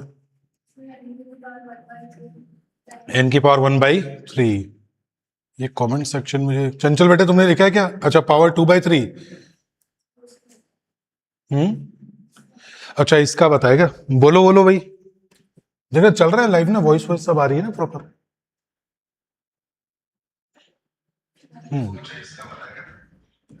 ठीक है ठीक है। हाँ जी, इलेक्ट्रिक फील्ड बेटे, सबसे पहले electric field of big drop. बेटा जी इलेक्ट्रोस्टैटिक्स पढ़ाते टाइम फिर मैं ये वाला टॉपिक स्किप करूंगा, ये बात मैं पहले ही बताता हूं, इसलिए अभी बेटे इसको सीख लो, अभी पढ़ लो। ऐसा नहीं कि तुम्हें इलेक्ट्रिक फील्ड नहीं पता। बिग ड्रॉप लिख दिया बेटे तो KQ/R², यही लिखूंगा। बड़ी ड्रॉप का चार्ज कैपिटल Q, बड़ी ड्रॉप की रेडियस कैपिटल R, बेटा KQ/R²। वैल्यू पुट करूंगा तो K की जगह पे K रहेगा, Q की जगह पे क्या आ जाएगा बेटा? N छोटी छोटी बूंदों को बनाया है तो बेटे NQ आ जाएगा। छोटी छोटी स्मॉल Q को ऐड किया है तो भाई capital Q equal to small n Q। Clear? Divided by हाँ जी, R is equal to, yes, since R is equal to n⁻⁴ R, bigger drop radius and smaller drop radius का relation हमेशा याद रखना बेटा। क्यों? क्योंकि हम ये कह सकते हैं when n drops of radius small r collides या join together to form a bigger drop of radius capital R, then capital R is equal to n⁻⁴ small r। Directly याद रख लो, बहुत सही रहेगा, वहां बार बार किसी को प्रूफ करके नहीं दिखाना। बताओ, यहां R² बेटे, इस R² की जगह अगर मैं इसको रखूंगा तो क्या हो जाएगा, जल्दी बताओ। इसका स्क्वायर करूंगा तो n की पावर कितना हो गया बेटा? 2/3। और इस R का पावर कितना हो गया? R²। जरा मुझे बताना जी, n⁻⁴ नीचे n⁻⁴ 2/3, ऊपर n⁻⁴ 1 नीचे n⁻⁴ 2/3। बेटे ऊपर 1 है नीचे 2/3, बिल्कुल। क्या 1 - 2/3 हो गया? करंट बेटे यहां n⁻⁴ कितनी है? 1। यहां n⁻⁴ कितनी है? 2/3। जैसे ये ऊपर गया तो 1 - 2/3 विच इज 1/3। तो मैं लिख देता हूं n⁻⁴ 1/3 और क्या आ जाएगा जी? KQ/r²। ओबे सी बात है कि अब मैं यहां पे लिखने के लिए तैयार हूं, लिखने के लिए हम तैयार हैं कि electric field due to big drop is equal to n⁻⁴ 1/3 electric field due to small drop. क्या लिख सकते हैं भाई? अब आप चाहो तो बेटा जी डायरेक्ट याद रख सकते हो, बिल्कुल ठीक है। तो ड्रॉप वाला ये भी कर दिया अपनों ने। अब हमें कोई दिक्कत नहीं बेटा, बड़ी ड्रॉप से छोटी ड्रॉप बनवाओ, छोटी ड्रॉप से बड़ी ड्रॉप बनवाओ, एनर्जी का डिफरेंस निकालो, हमें कोई दिक्कत नहीं। कोई मुझे कहते सर एनर्जी का डिफरेंस बताओ, बड़ी ड्रॉप को छोटी छोटी ड्रॉप में तोड़ दिया। अरे बड़ी ड्रॉप कैपिटल R होगी रेडियस, छोटी छोटी ड्रॉप्स में तोड़ोगे तो स्मॉल r रेडियस हो गई, तो वहां पर भी तो capital R equal to n⁻⁴ 1/3R। बड़ी ड्रॉप का वॉल्यूम है 4/3 पाई कैपिटल R क्यूब, छोटी ड्रॉप का वॉल्यूम है n times 4/3 pi small r cube. क्या वहां पर भी ये एप्लीकेबल है कि नहीं है? कोई कह दे सर वर्क डन बताओ, वर्क डन, मैंने कहा भी बताता हूं, चेंज इन पोटेंशियल एनर्जी। बेटे वर्क डन चेंज करूंगा, फाइनल माइनस इनिशियल। अब तुमने बड़ी ड्रॉप को तोड़ के छोटी छोटी ड्रॉप बनाई है, तो भाई फाइनल वाले में से इनिशियल वाले को माइनस करूंगा, फाइनल वाले की एनर्जी क्या लिखूंगा, n times 4 pi small r square. बेटा एनर्जी ध्यान में रखना, n times 4 pi small r square minus 4 pi capital r square. Surface tension को कॉमन ले लेना, आई होप यू अंडरस्टैंड कि दोनों में मल्टीप्लाई आएगा, कॉमन ले लेना बेटा, ऑटोमेटिक आपके आंसर क्लियर हो जाएंगे, कोई मुश्किल चीज इसके अंदर नहीं। अच्छा बड़े को तोड़ के छोटी बनाए तो भी यही होगा, बड़े वाले के लिए क्या लिखोगे 4 पाई कैपिटल आर स्क्वायर, छोटे वाले के लिए क्या लिखोगे बेटे n times 4 pi small r square. दोनों को सरफेस टेंशन से मल्टीप्लाई करो, फिर देख लो बेटा तुम्हें इनिशियल माइनस फाइनल करना है, फाइनल माइनस इनिशियल करना है, वर्क डन कितना निकालना है, ये आपका क्लियर हो जाएगा, कोई इसमें दिक्कत वाली बात नहीं है। ठीक है, मुझे आप एक चीज का जवाब दो बेटा, मुझे आप ये बताओ कि अगर मैं आपसे पूछूं बेटे, ये एक दीवार है, एक ऐसे है बेटा, एक ऐसे है, ये है जी P1 P2, ये हमारे पास है बेटा P1 P2, ये भी है P1 P2। प्रेशर कहां ज्यादा है उससे पहले एक बात बताता हूं बेटा, ध्यान सुनना, फ्लूइड मैकेनिक्स में एक छोटा सा पॉइंट मिस हो गया था, डैम, बांध बोलते हैं ना उसको, बोलते हैं डैम। डैम की जो दीवारें, डैम की दीवारें यूनिफॉर्म होती हैं या नीचे की तरफ उसकी डेप्थ ज्यादा होती है, आई मीन थिकनेस ज्यादा होती है? नीचे की तरफ थिकनेस ज्यादा होती है। रीजन ओबियस है, लिक्विड में तुम जितना डेप्थ में जाओगे प्रेशर उतना ही ज्यादा, प्रेशर ज्यादा तो प्रेशर इनटू एरिया फोर्स भी उतना ही ज्यादा। तो जो डैम होती है उसकी वॉल नीचे की तरफ क्या है, मोटी होती जाती है बेटे। ठीक है, उसमें अगर एवरेज फोर्स निकालना हो बेटे तो ρgh/2 इनटू एरिया कर देना, लाइक प्रेशर इनटू एरिया। देखो pressure is equal to force upon area, pressure is equal to force upon area, force is equal to pressure into area, pressure into area, pressure में ρgh/2 कर देना। बेटा वो जो wall है, जो dam है, वो नीचे ऊपर कम है तो नीचे बढ़ रही है ना लगातार, तो दिमाग में कुछ आ रहा है कि इंटीग्रेशन करना पड़ेगा, फिर कॉमन सेंस निकालो, अपने मीडियम पॉइंट ले लेते हैं बेटा इंटीग्रेशन करते टाइम, तो सीधा आंसर याद रखना ρgh/2 into area of the wall. अब एरिया कैसे निकालोगे भाई, विड्थ और लेंथ आपको गिवन होगी। अब इससे ज्यादा मैं आपका इंटेलिजेंस यूज नहीं कर सकता, फिर से रिपीट कर देता हूं कि बेटे पानी में या लिक्विड में डेप्थ में जाते टाइम प्रेशर बढ़ता है, तो जो वॉल होती है ऑब्वियस सी बात है कि नीचे प्रेशर ज्यादा होगा तो उसकी थिकनेस भी डेप्थ बढ़ने के साथ साथ ज्यादा होती है। तो अगर कोई पूछ ले what is the average force exerted by liquid to the wall of the dam, that average force is equal to pressure into area, and pressure is going to be ρgh/2। अभी बेटा लेक्चर दोबारा सुन के आप चाहे note कर लेना, ρgh/2 into area. Area कैसे निकालोगे भाई, उस वॉल का कुछ तो डायमेंशन देंगे यार, एरिया इंटू क्या, आई मीन कुछ लेंथ इंटू विड्थ करके निकाल लेना, तो ये भी ध्यान में रखना बेटा। ठीक है, चलो यहां से मैं पूछना चाहता हूं P1 और P2 में से ज्यादा प्रेशर कहां है बेटा, यहां पे क्या है, यहां पे क्या है, अगर ये समझ गए तो अगला टॉपिक कुछ नहीं बेटा, अगला टॉपिक कुछ भी नहीं है, बहुत इजी अगला टॉपिक। बोलो P1 और P2 में से ज्यादा प्रेशर कहां है। टॉपिक बेटा ये ऐसे है ना कि 11th में पढ़ाओ तो थोड़ा मतलब मजे लेके पढ़ाया जाता है, मतलब इतनी सारी चीजें बताने की, पर मैं क्या वो बताने के चक्कर में लेक्चर लंबा खिंच जाता है, टॉपिक हो नहीं पाता पूरा। तो यहां पे बिल्कुल सही आंसर है आपका कि जी यहां पे P1 इक्वल टू P2 है, P1 इक्वल टू P2 है। करंट बेटे देखता रहे, इधर बता कौन ज्यादा है, कौन ज्यादा है बेटे, चंचल तुम बताओ बेटा इधर।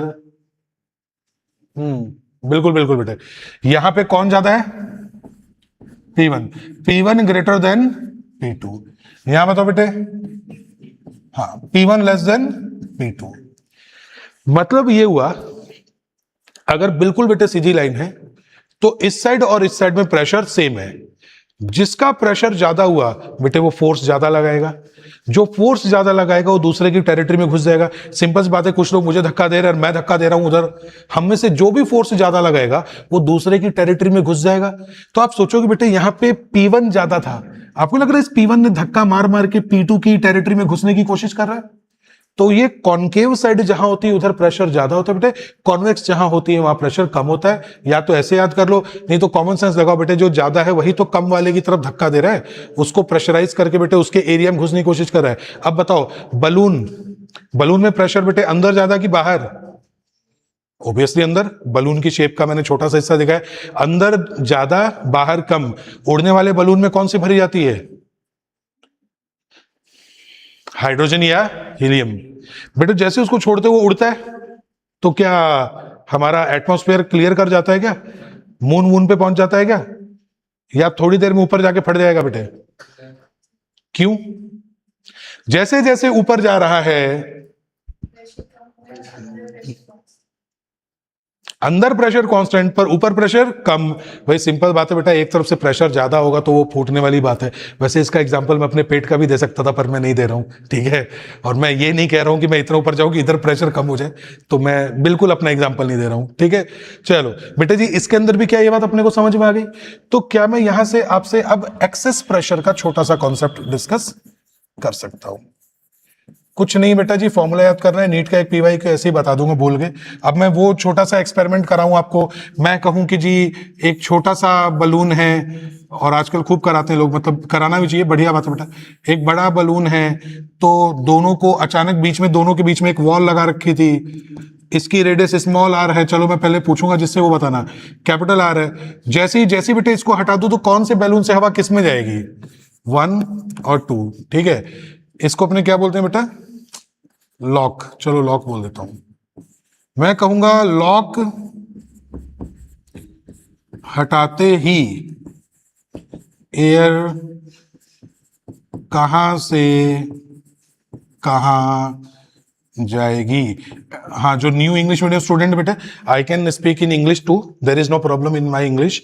We have a small sphere, small balloon, we have a bigger balloon, and they both are attached using some lock. If we suddenly remove the lock, then from which balloon, air from which balloon will go to from which balloon? ये मैंने क्या साबित किया? सिर्फ कि मेरे को English में बोलना आता है, पर मेरी बेटा आदत है कि मैं हिंदी में लिख देता हूं, तो इसलिए बोल रहा हूं कि ये मत जज करना कि सर हिंदी में लिखते हैं। हाँ, अब बताओ, 1 से 2 में जाएगी या 2 से 1 में जाएगी? सेकंड से फर्स्ट में या फर्स्ट से सेकंड में? सेकंड से फर्स्ट में या फर्स्ट से सेकंड बेटा? इसका मतलब कि तुम्हें बहुत सख्त आवश्यकता है इसकी। एक्सेस प्रेशर बेटे, एक्सेस प्रेशर में चंचल बेटा आंसर लिखो, मैं देखने जा रहा हूं आंसर क्या बता रही हो आप। आंसर बताओ, आंसर बताओ, आंसर बताओ। चंचल ने क्या आंसर लिखा है मुझे बताना है ना। अगर मेरे बच्चों लिक्विड ड्रॉप है, अगर बेटा जी लिक्विड ड्रॉप है, तो P1 minus P2 is equal to क्या होता है? 2S अपॉन R, या 2 सरफेस टेंशन अपॉन R। और बेटा जी अगर ये लिक्विड ड्रॉप की जगह पे है, क्या बोलते हैं, बुलबुले को क्या कहते हैं बेटा? बबल। और अगर ये बबल है तो जी डेल्टा P यानी कि P1 minus P2 becomes 4 surface tension upon R। समझो समझो समझो, अभी बताता हूं। चलो, चंचल क्या आंसर लिखा बेटे आपने? 1 से 2 में या 2 से 1 में? Okay, wait. पूरा ध्यान सबका यहां चाहिए, सब वापस आगे बेटा। सबसे पहले तो ये सुनो, ये एक्सेस प्रेशर है बेटा जी। जब मैं यूं कह रहा हूं कि इस तरह से एक जगह प्रेशर ज्यादा, एक जगह प्रेशर कम, तो दोनों का डिफरेंस ही एक्सेस प्रेशर होगा। Am I clear? ऐसे सरफेस बेटे, इधर प्रेशर ज्यादा, इधर प्रेशर कम, तो अगर बेटा प्रेशर डिफरेंस है तो दोनों का माइनस करने पे ही एक्सेस प्रेशर आएगा। वो लिक्विड ड्रॉप में होता है 2S by r, 2 surface tension by r, और बबल में होता है 4 surface tension by r. Reason, bubble में बेटा 4 क्यों हो गया और लिक्विड ड्रॉप में 2 ही क्यों है? बताया था लेकिन अभी भी दिमाग निकल गया मेरे बच्चों। ड्रॉप तो अंदर पानी है, बाहर एयर है, तो एक ही सरफेस हुई ना। बबल बेटे कितनी सरफेस हुई? तो 2 सरफेस होते बेटे, इसके अंदर कितना हो जाएगा? 4। हमारे पास अभी डेरिवेशन का टाइम नहीं बेटे, दिमाग आपको लगाना पड़ेगा। लिक्विड ड्रॉप, अंदर पानी है, ऊपर सरफेस है, तो सरफेस टेंशन एक ही तो है एयर के कांटेक्ट में। बबल में बेटे बाहर भी हवा है और अंदर भी हवा है, तो बबल बताओ उसमें कितनी फ्री सरफेस हो गई? 2। तो जितने भी लिक्विड ड्रॉप के आंसर है बबल बनते ही वो 2 टाइम्स हो जाएंगे, तो ये 2s/r और ये कितना हो जाएगा 4s/r। पहले तो ये बात समझ में आई। चंचल बेटा ये बात क्लियर है क्या एकदम? ठीक है, ये क्लियर एकदम। अब मुझे बताओ, अपने नीट का ही आपका 2024 या कुछ बेटा एक क्वेश्चन था, आपको जैसे ही बताया बेटे कि अगर बबल की रेडियस इंक्रीज हुई, बबल की रेडियस इंक्रीज हुई, अगर बेटे रेडियस इंक्रीज हो गई तो एक्सेस प्रेशर पे क्या फर्क पड़ेगा बेटा? डेल्टा पी के क्या फर्क पड़ेगा? देखो बबल है बेटा, ठीक है, या लिक्विड ड्रॉप ले लो, कोई दिक्कत नहीं, आंसर सेम ही आना बेटे। अगर उसकी रेडियस इंक्रीज हो रही है तो रेडियस इंक्रीज होने से एक्सेस प्रेशर कम हो जाएगा, कम हो जाएगा बेटा। ये डिवाइडेड बाई आर है ना, डिवाइडेड बाई आर है। अगर बबल या लिक्विड ड्रॉप बड़ा हो रहा है बेटे, आर बढ़ रहा है, आर बढ़ने से ये ऑटोमेटिक दूसरा क्या हो जाएगा? कम हो जाएगा। तो क्या मैं लिख दूं कि ये जो है बेटे रिड्यूस हो जाएगा? चेक कर लेना पीवाई क्यों मिलेगा ये। पहले बताओ ये बात समझ में आई? यहां से अब मैं इस पर लेके आ रहा हूं, यहां से अब मैं इधर लेके आ रहा हूं बेटा, बिल्कुल। अब जरा मुझे बताओ कि प्रेशर किसमें ज्यादा है, बड़े वाले में या छोटे वाले में? प्रेशर किसमें ज्यादा है, बड़े वाले में या छोटे वाले में? लगा लो दिमाग। रेडियस डिवाइड मारी है कि मल्टीप्लाई मारी बेटा? तो जिसकी रेडियस ज्यादा है उसका एक्सेस प्रेशर कम होगा। इन दोनों में से बेटे ज्यादा रेडियस किसकी है? तो इसका जो प्रेशर है बेटे जी वो ज्यादा होगा कि कम होगा? कम होगा। जिसकी रेडियस कम है उसका प्रेशर ज्यादा होगा। तो लॉक हटाते ही एयर कहां से कहां जाएगी? कहां से कहां जाएगी बेटा जी? स्मॉल से बिग बलून। ठीक है, आंसर बेटा आएगा 1 to 2। मुझे लगा था ये तुम तुरंत बताओगे देखते ही। अब क्लियर हो गया? मुझे लग रहा है यही क्वेश्चन ना आ जाए एग्जाम में, क्योंकि मुझे लगता है ज्यादा प्रैक्टिकल है बेटा। एक छोटा सा बलून फुला लिया, एक बड़ा बलून फुला लिया, दो आप करके देख लेना, करके देख लो बेटा। बलून फुला के उसके बेटा थोड़ा सा उसकी दोनों जगहों को ऐसे मिला के अटैच करके देखना, और आप पहले हाथ से पकड़ के रखना, और जब लगे कि मिल गया बेटे तो हाथ जैसे ही छोड़ोगे तो आप देखना कि बेटा किसमें से किसमें एयर जाती है। आप चेक करना छोटे वाले से बड़े वाले में जाएगी। क्यों? क्योंकि छोटे वाले की रेडियस कम है तो उसमें प्रेशर ज्यादा है, बड़े वाले की रेडियस ज्यादा है तो छोटे वाले के मुकाबले उसमें प्रेशर कम है। तो जैसे ही कांटेक्ट में करेंगे बेटे बड़े से छोटे वाले से बड़े वाले में एयर जाएगी। इज इट क्लियर और नॉट? इज इट बेटा क्लियर और नॉट? एक 1 to 2। चंचल काफी देर बाद बताया बेटा आंसर आपने, सही बताया, but you took a lot of time, है ना? आप डायरेक्ट खुद ही आंसर बता रही हो चंचल। I hope you are not taking help of any AI or any material. चलो कोई नहीं बेटे, इस वाले का आंसर बताओ लो। हाँ चलो, अभी पता लग जाएगा बेटा तुमने कितना समझा है।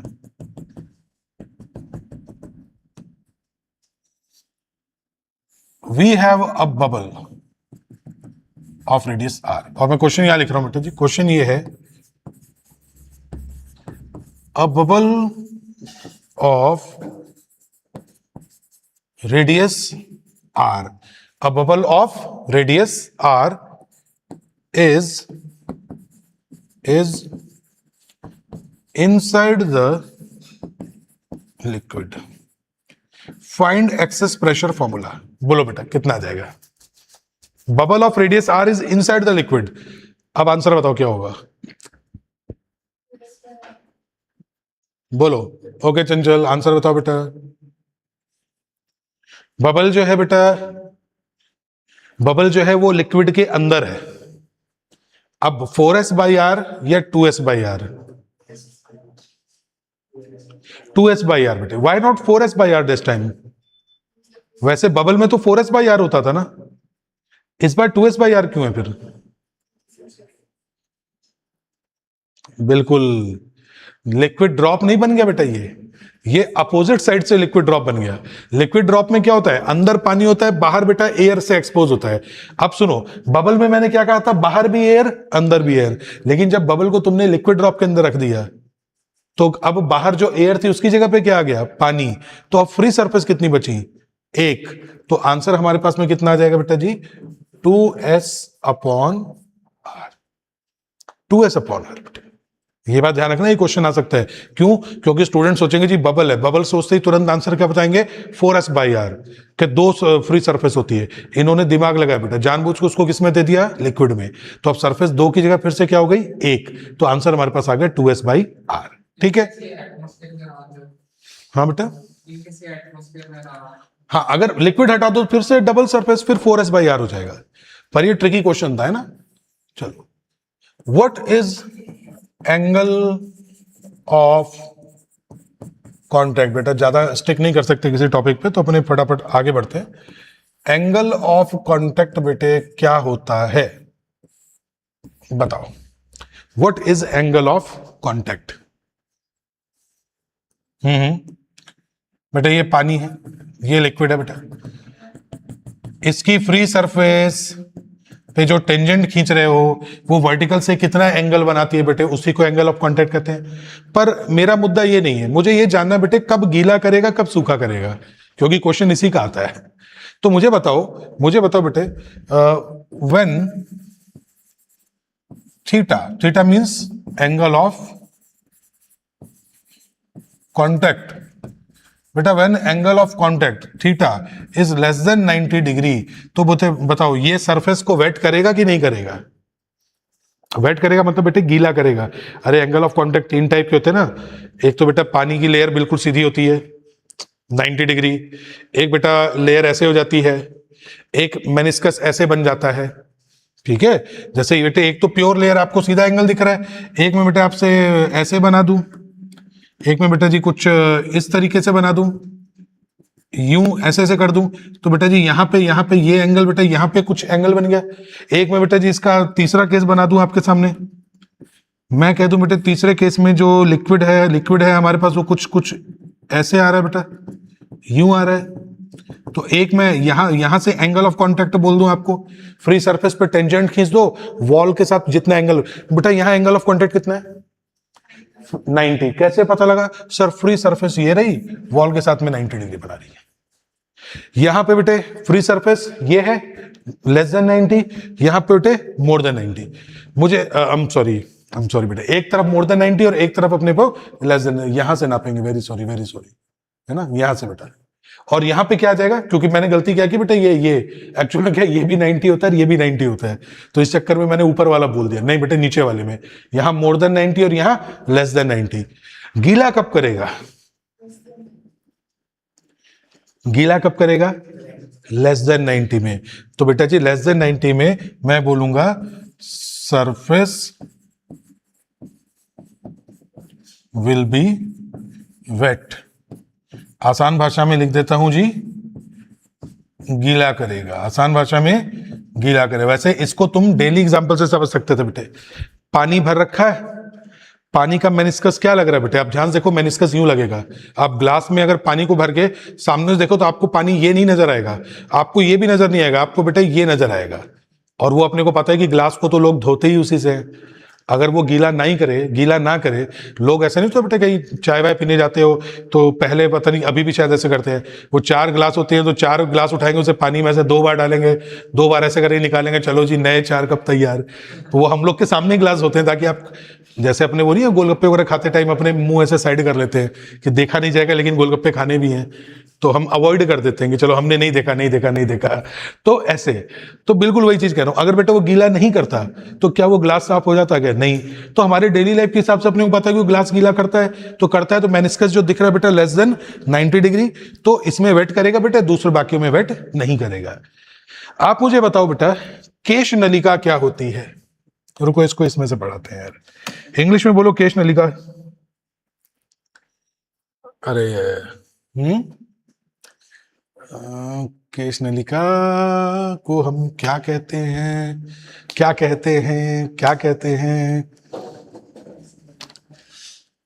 ट्यूब।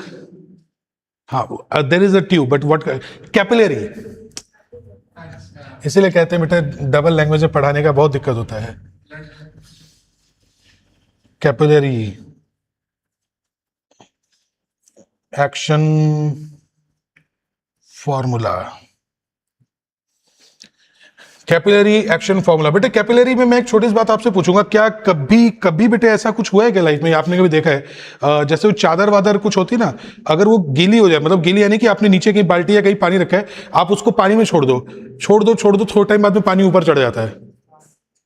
कभी आपने ऐसा देखा हो बेटे, कंबल या रजाई वगैरह, आप नीचे कहीं भी पानी है, आप उसका कुछ हिस्सा पानी में डाल दो, पानी ऊपर चढ़ जाता है बेटा, धीमे धीमे वो पानी ऊपर तक आ जाता है। ये पूरा का पूरा कॉन्सेप्ट आता है कैपिलरी एक्शन।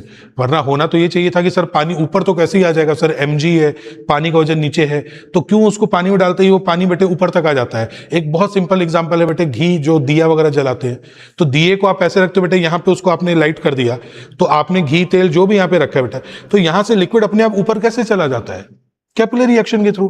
तो ये वो ऑप्शन है हमारे पास में। चलो इसको बेटा यहां ले आते हैं, जिस किसी का भी है उसको क्रेडिट दे देंगे, हमने हमारी थोड़ी सी मेहनत बचा ली बेटा। कैपिलरी एक्शन में सबसे पहले बेटा जी ये H को जरूर ध्यान में रखना, ये H से ही आपको क्वेश्चन आता है बेटा। ये H क्या होता है, H वो हाइट है बेटा जहां तक पानी राइज करता है, जैसे क्वेश्चन पानी या लिक्विड जो भी है कि कितनी हाइट तक राइज करेगा, उस H का फॉर्मूला होता है बेटे 2t cos थीटा। इन्होंने बड़ी सफाई से सिग्मा लिख दिया है बेटे, सिग्मा रहने दो, ये समझ जाओगे बेटा, मैं T जो सरफेस टेंशन उसको सिग्मा कह रहे हैं, ठीक है, अपॉन बेटे गामा, गामा को इसने क्या लिखा है पाई आर स्क्वायर एच, और बेटे gamma gamma gamma gamma gamma, clean glass in contact of water, मुझे लगता है इसको हटाना पड़ेगा, लेकिन कोई बात नहीं, चलो नो प्रॉब्लम। बेटे स्मॉल जी को इसने कहीं ना कहीं गामा लिख दिया क्या, डब्ल्यू क्या है हमारे पास पाई आर स्क्वायर एच बेटे, वॉल्यूम इनटू डेंसिटी, पर वो W कैसे हो सकता है हमारे पास, इसने कुछ साइन अलग अलग लिए, लेकिन चलो मैं बताता हूं बेटा क्या होता है, मुझे लगा था इससे थोड़ी मेहनत बच जाएगी अपनी।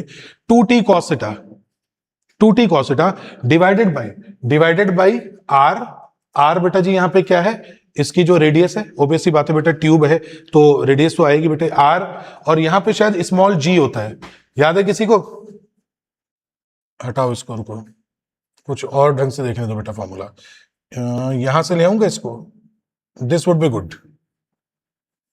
चलो कॉन्सेप्ट पे ध्यान करते हैं, इसको हटाते हैं बेटा, यहां पे आ जाओ। क्या ये फॉर्मूला नजर आ रहा है भी सबको, 2t cos theta upon rho g r, इसको देखना चंचल बेटा, नजर आ रहा है क्या, नजर नहीं आएगा तो मैं फिर बोल के बता देता हूं बेटा।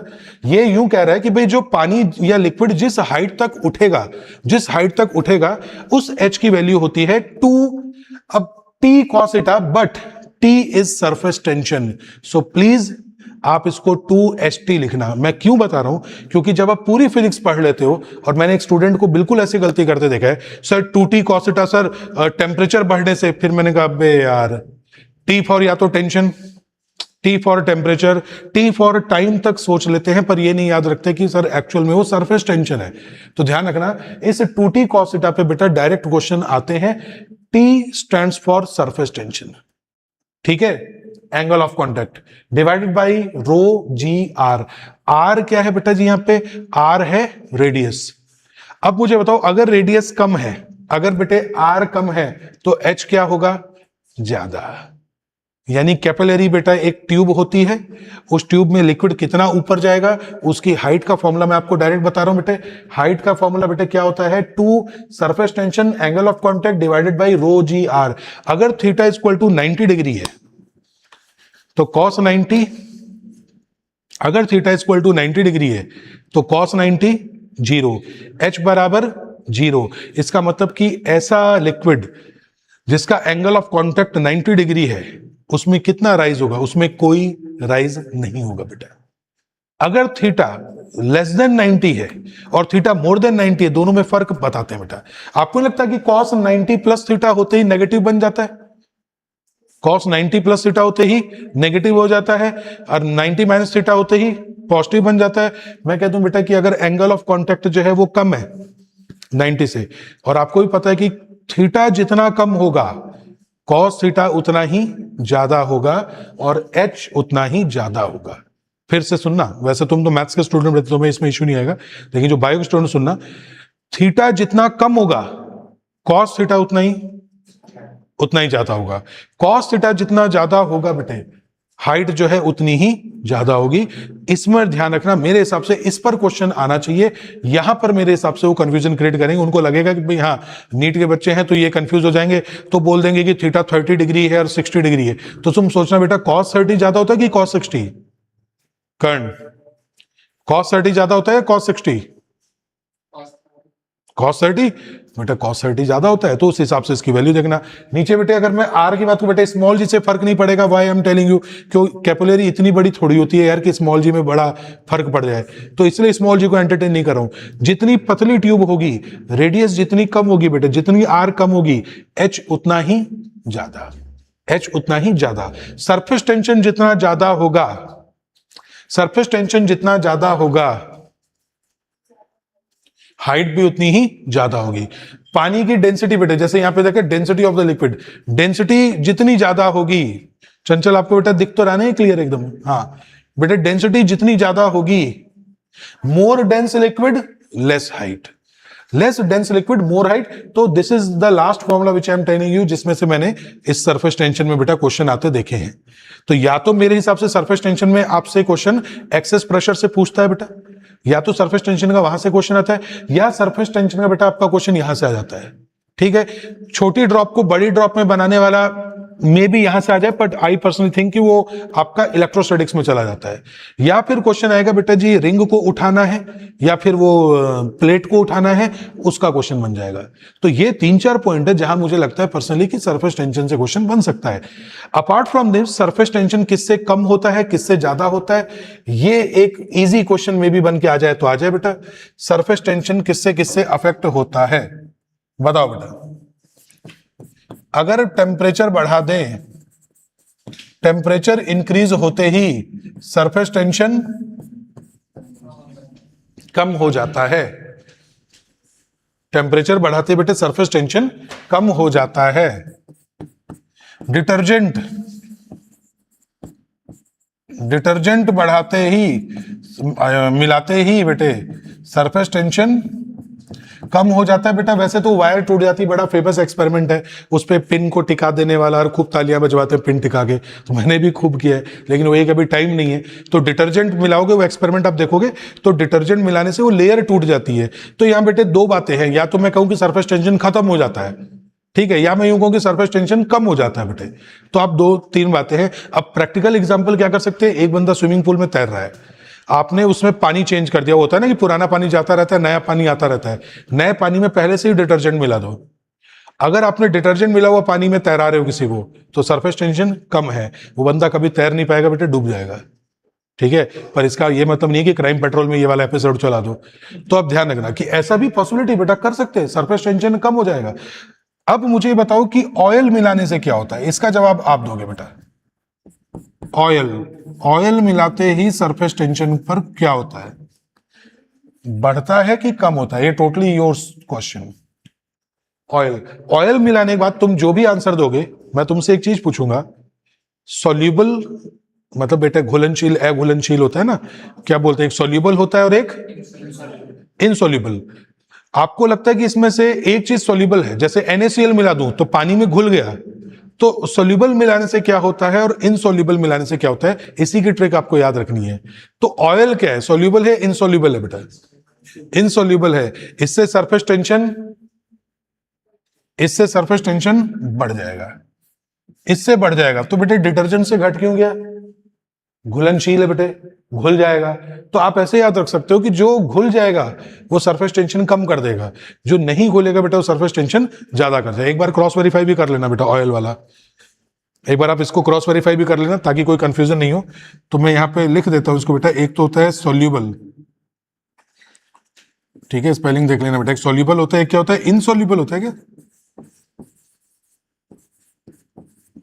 घुलनशील अघुलनशील, जरा चेक कर लेना बेटा इसको, है ना, क्योंकि आपके नोट्स में कहीं कोई दिक्कत नहीं आनी चाहिए, कोई रिस्क नहीं आना चाहिए। एक मिनट।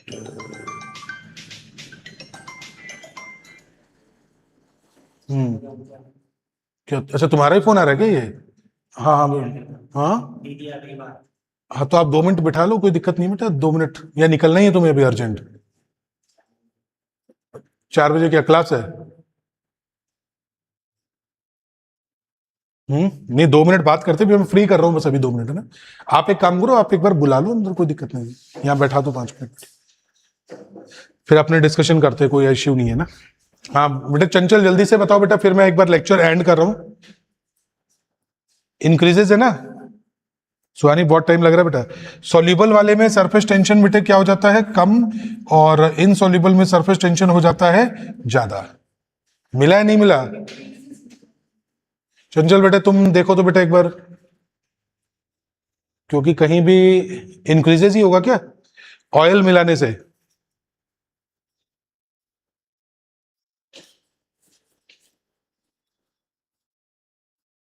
हाँ एक बार बैठ जाओ बेटा, बस अभी फ्री कर रहा हूं मैं। डिक्रीज हो रहा है? चेक करो चंचल बेटे, क्योंकि मैंने ये देखा था इसमें सोल्यूबल और इनसोल्यूबल का एक सीन होता है कि इसमें बेटा नोट्स अपने पास बोर्ड में सेव रहते हैं, तो आप चाहे बाद में भी लिख सकते हैं, ऐसा नहीं है। लेक्चर मैंने पढ़ा दिया, बाद में आप पीछे करके चाहो तो फोटो क्लिक कर सकते हो, चाहो बेटा यूट्यूब चैनल आप देख लो, उसमें आपको मिल जाएगा, तो आप नोट्स बना सकते हो, कोई दिक्कत नहीं है। यहाँ खाली समझने का काम है, क्योंकि आपका इतना टाइम नहीं है कि आप बेटा नोट्स बनाओगे। समझो, क्वेश्चन लगाओ, अपने को क्वेश्चन लगाने हैं यहाँ। डिक्रीज बता रहा है चंचल, तुम क्या बता रहे हो बेटा तुम्हारे वाले में? अच्छा डिक्रीज ही बता रहा है बेटा ये इसको, यानी ऑयल मिलाने से डिक्रीज। तो एक काम करना, चलो तुम्हारा मैं एक होमवर्क दे रहा हूं बेटा।